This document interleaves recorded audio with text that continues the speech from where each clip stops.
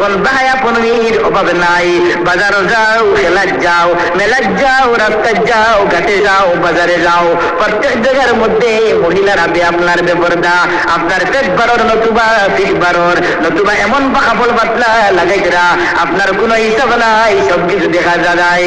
এই কাপড় পিন্দায় আর না পিন্দায় সমান, নতুবা এমনটাই কাপড় লাগাইবা যে কাপড়ের কারণে সব কিছু আপনার ভাসিয়া আই যায়, সবকিছু আন্দাজা লাগানি যায়।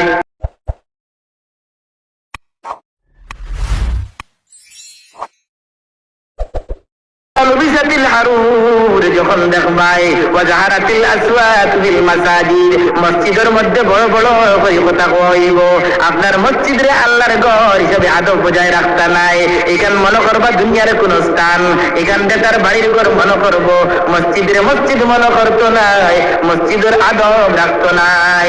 এখন দেখা যায় ইমাম সাহেবের বেতন কত, 5,000 টাকা নতুবা 6,000 টাকা।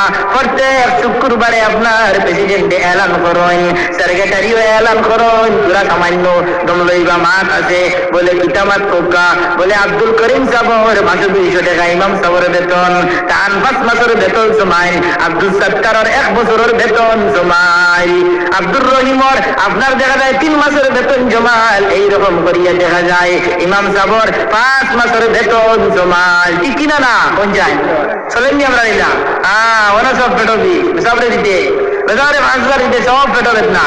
আমার ঘরে আমি স্কুলে পড়াই আর টিউশনি পড়াই আর প্রাইভেট স্কুলে পড়াই আর প্রতি মাসে আমার ছেলের তোলে 3,000 টাকা খরচ করি আর নতুবা 2,000 টাকা খরচ করি আর সর্বনিম্ন স্তর যে পয়সা খরচ করি কমাস কম একটা ছেলের তোলে 5 থেকে আপনার 500 থেকে 1,000 টাকা খরচ হয়।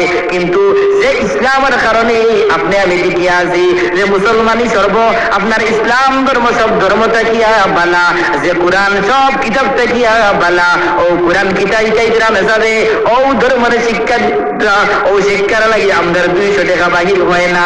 আমাদের ইমাম সাহেবের বেতন আপনার বাড়াইয়া দিতে পেটো বেদনা করে, আমরার মাথার বেদনা করে। ইমাম সাহেবের 300 টাকা বেতন বাড়াইলে ইমাম সাহেবের 8-10,000 টাকা বেতন দিতে আমাদের বড় সমস্যা হয়। মাদারিসের মধ্যে চান্দা দিতে অসুবিধা হয়, 500 টাকা বাড়ায় না, 1,000 টাকা বাড়ায় না, ইমাম সাহেবের হাদিয়া দেওয়া যায় না। প্রথম পড়াইলে 200 টাকা বাড়ায়, তার থেকে বেশি বাড়ায় না।